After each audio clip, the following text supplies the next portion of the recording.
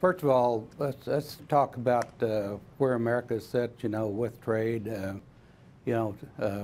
far as crude oil goes. First of all, there's $10 differential right now between Brent and WTI that certainly puts U.S. oil in the market today.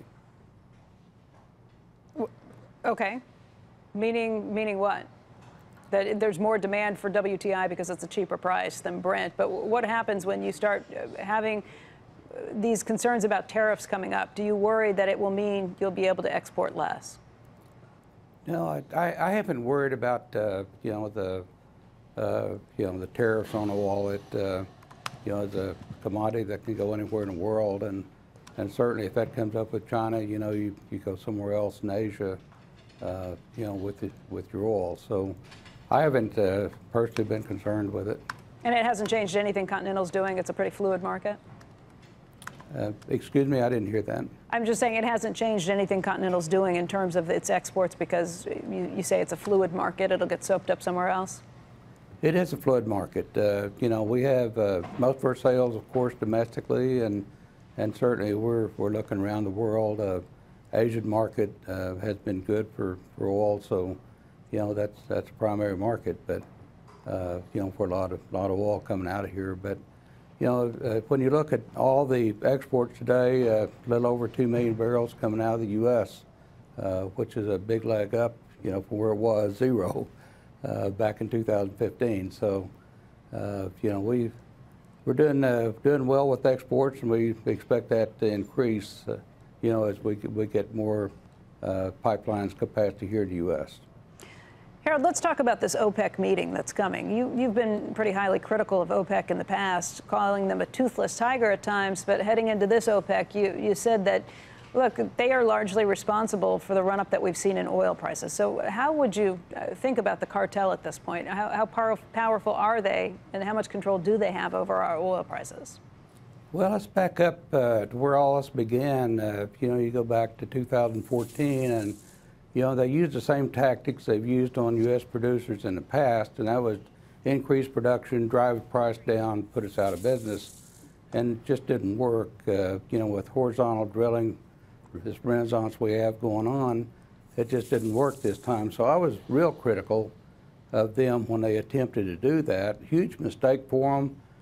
Since then, they got their act together. They cut production and started balancing, the supply and demand in the world, and that's worked very well. And we've seen prices respond, and they've done, acted very responsibly now for the past 18 months. So they've done the right thing. I think, we're not a cartel over here. We're all independents and produce into that market, but same market they do. But I've been impressed with them the last 18 months. With oil prices at $65, as you mentioned, everybody here is independent, can do what they want. Does it make sense to drill as much as possible at $65, and is that what's happening? We have to watch, the market as well. Overproduction here, will drive the price into the ground again, and we certainly can't work very well at $35. We've all learned that lesson. So, I think it's incumbent upon us as producers here in the U.S. to be responsible as well. So we can't just depend on OPEC and shouldn't. So we try to do our part and not get too far over the skis. Pay our debt down and do all the responsible things that we need to do as producers today in the U.S. Harold, you're involved in electing a president, obviously a big supporter, and you are part of a new, I guess, a PAC that's going to try to help raise some money for the midterms or for the re-election of the president, America First Action, of the fundraiser.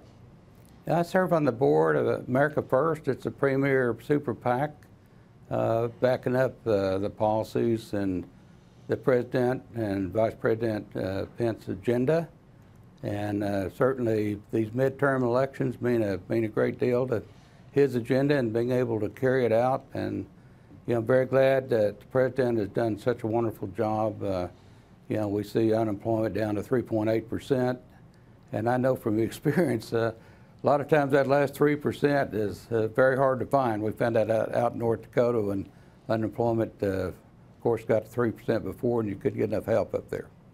What will you earmark for the priorities? Will you be involved with that, or what do you think needs to be? You try to defend the House, you try to the Senate, maybe that might be even possible. Some Republicans think to maybe increase the GOP majority in the Senate, but how do you view it? You think the House is at risk at this point, Harold?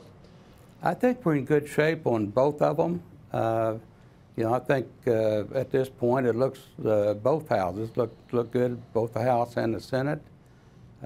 We think we might even be able to pick up a couple spots in the Senate, and certainly that'd be great. And I believe we'll keep the House as well.